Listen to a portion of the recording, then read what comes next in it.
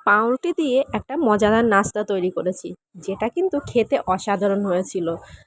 আর এটা তৈরি করতে আমার বেশি সময়ও লাগেনি, খুব কম সময়ের মধ্যে আর খুব কম দুটো উপকরণ দিয়েই আমি এটা তৈরি করে নিয়েছি। তোমরা কিন্তু বাড়িতে এটা ট্রাই করতে পারো। আর আমার ভিডিওটা যদি তোমাদের ভালো লেগে থাকে অবশ্যই একটা লাইক দিয়ে চ্যানেলটিকে সাবস্ক্রাইব করে নিও।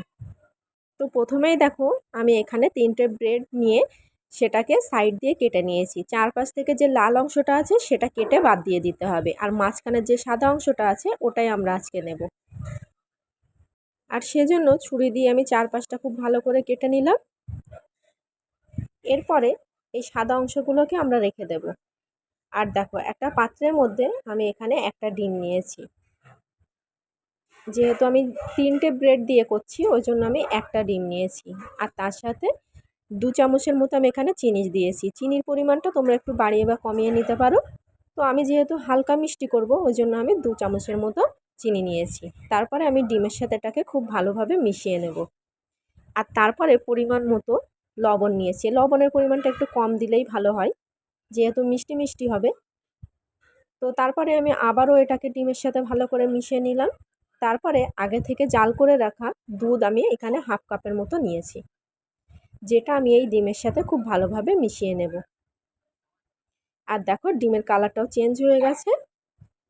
এরপরে যে ব্রেডগুলো আমি কেটে রেখেছিলাম ওগুলো একটা একটা করে আমি ডিম আর দুধের এই মিশ্রণের মধ্যে দিয়ে দেব। আর এভাবে উল্টে পাল্টে নেব, যাতে সব দিকটায় খুব ভালোভাবে ডিম আর দুধের এই মিশ্রণটা লেগে যায়। তো দেখো, আমি একটা একটা করে 3টেই দিয়ে দিলাম। আর এইভাবে আস্তে আস্তে আমাদের উল্টাতে হবে, না হলে কিন্তু ভেঙে যেতে পারে। এরপরে এটাকে আমি বেশ 2 মিনিটের মতো রেখে দেব, যাতে করে দুধ আর ডিমটা ভালোভাবে রুটির গায়ে মেখে যায়। তো সেজন্য আমি রেখে দিলাম। আর এদিকে একটা প্যান বসিয়ে তার মধ্যে আমি কিছু পরিমাণ বাটার দিয়ে দিলাম।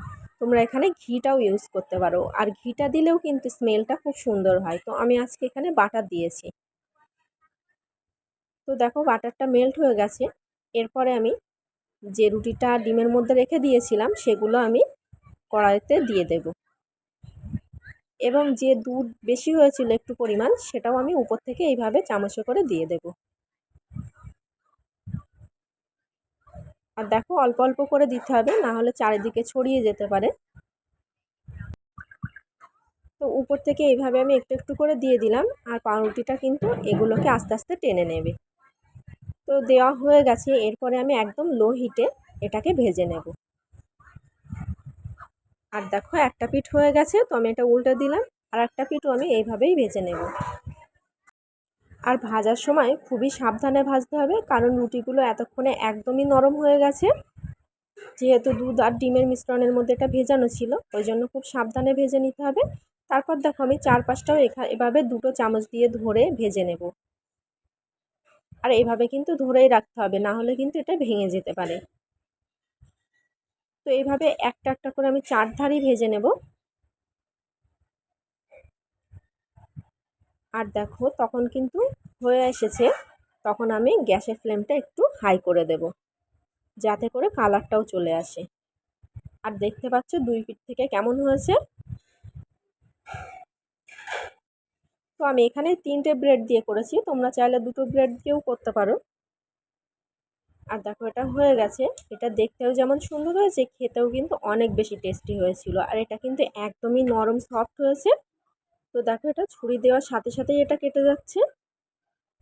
আর খেতে কিন্তু অনেক বেশি টেস্টি হয়েছিল।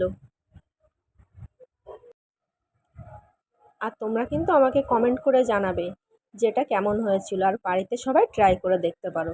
এটা কিন্তু খুবই মজার একটা নাস্তা।